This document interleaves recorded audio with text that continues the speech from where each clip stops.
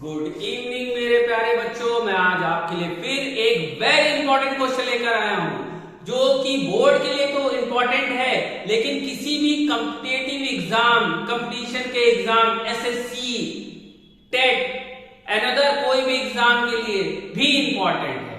चलिए, स्वागत है मेरे प्यारे से यूट्यूब चैनल जिसका नाम है मैथ्स लाइक मेसी, और आप इस क्वेश्चन को देखेंगे डीएस सर के साथ। देखिए क्वेश्चन क्या है। क्वेश्चन है एपी चैप्टर से। एपी का फुल फॉर्म होता है अर्थमेटिक प्रोग्रेशन, जिसे कहते हैं समांतर श्रेणी। यहां पर मैंने क्वेश्चन लिख रखा है और इस चैप्टर से रिलेटेड वेरी इंपॉर्टेंट फॉर्मूले लिख रखे हैं। अगर इन फॉर्मूलों को आप लोग बच्चों ने अपने माइंड में सेट कर लिया तो बेटा कोई भी क्वेश्चन आप एपी का निकाल सकते हो, प्रॉब्लम कोई नहीं होगी। बस इसको देखना है। यही मेरी कोशिश होती है बच्चों कि मैं एक ऐसा क्वेश्चन बनाऊं जो पूरे चैप्टर का कंक्लूजन या कह लीजिए वेरी वेरी इंपॉर्टेंट थिंग्स उसमें हो। तो देखिए फॉर्मूला क्या है। फॉर्मूला मैंने बहुत सारे इसमें लिख रखे हैं। देखिए पहला फॉर्मूला nth टर्म निकालने के लिए an equal to a plus n minus 1 into D. और अगर आपको कोई भी एपी सीरीज दी है, अर्थमेटिक प्रोग्रेशन दिया है, तो उसका लास्ट टर्म अगर दिया है तो उसका निकालने का formula l equal to a plus n minus 1 into D. n क्या है? एनी नेचुरल नंबर, l क्या है? लास्ट टर्म, a क्या है? फर्स्ट टर्म, d क्या है? Common difference.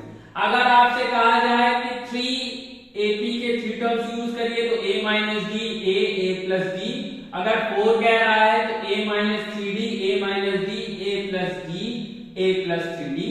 5 कह रहा है a minus 2d, a minus D, a plus D, a plus 2d।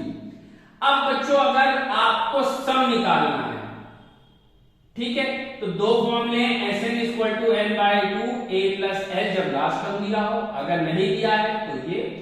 अब बच्चों एक स्पेशल फॉर्मूला है ये, जब आपको एंड से कोई nth टर्म निकालना हो, एंड से, तो l minus n minus 1 into D. चलिए क्वेश्चन क्या है। क्वेश्चन ये है, find the sum of all natural number lying between 100 and 500 which are divisible by 8। देखिए बच्चों एपी सीरीज क्या होती है। एपी सीरीज ये कहता है कि कोई नंबर बराबर से आपको ऐड हो रहा हो किसी नंबर में, या सब्ट्रैक्ट हो रहा हो, या मल्टीप्लाई हो रहा हो, या डिवाइड हो रहा हो, उसे ही हम एपी सीरीज कहते हैं, जिसमें बराबर से कोई काम हो रहा हो। मतलब पहले नंबर में और दूसरे नंबर में जो नंबर उनके बीच का कॉमन डिफरेंस है, वही दूसरे और तीसरे, वही तीसरे और चौथे, इसे ही हम लोग एपी सीरीज कहते हैं। अब ये क्वेश्चन क्या है। क्वेश्चन यही कह रहा है कि आपको ऐसे नंबर बताने 100 से 500 के बीच में जो 8 से डिविजिबल है, उनका सम बताना। अब इसको हम दो तरीके से कर सकते हैं। या तो हम एपी का कॉन्सेप्ट यूज करते हैं, या तो हम डिफिकल्ट मेथड यूज कर लेंगे। 104 इस फर्स्ट नंबर, फिर उसमें 8 जोड़ते जाएं, फिर उन नंबरों को सम करते जाएं, तो बहुत लेंथी हो जाएगा। इसीलिए हमारे पास एपी एक कॉन्सेप्ट है, ठीक है। अब इस क्वेश्चन में आपसे कहा गया, सॉल्यूशन देख लेते हैं बच्चों। आपसे कहा गया 100 से 500 के बीच में, तो 100 से 500 के बीच में हमें उन नंबरों का सम करना है। तो अगर सम करना है तो ये पता लगाना पड़ेगा 100 से 500 के बीच में कितने टर्म्स आते हैं, मतलब n पता लगाना पड़ेगा। तो पहले हम जान लें कि इसका 100 से 500 के बीच में 8 से डिविजन होने वाला पहला नंबर कौन सा है, तो वो है 104।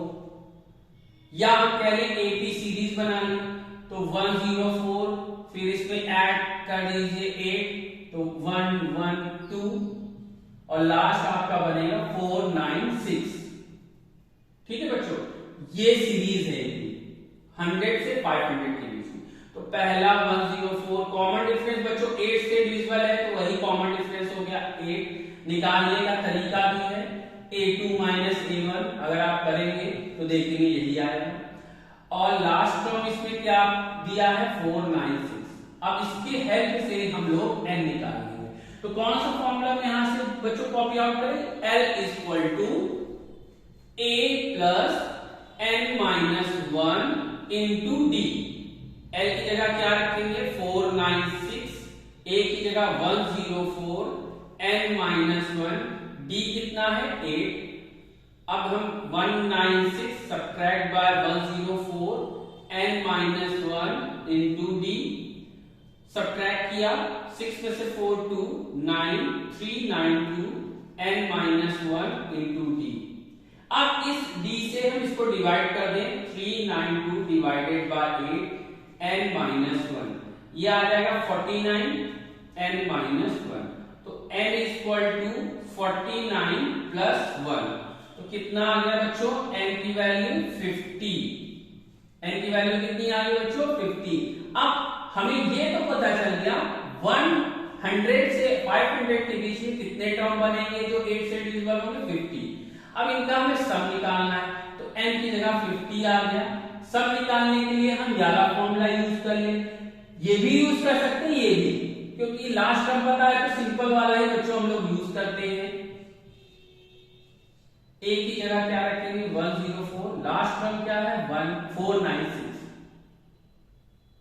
ठीक है बच्चों, अब मैंने डिवाइड किया तो डिवाइड क्या है 25 आया, यहां ऐड किया तो क्या आया 600 आया। अब इन दोनों को मल्टीप्लाई किया बच्चों तो क्या आया ये आया। ठीक है, तो हमें पता चल गया कि 50 टर्म्स जो कि 8 से डिविजिबल है उनका सम 15000 है। यही हमारा आंसर हो गया।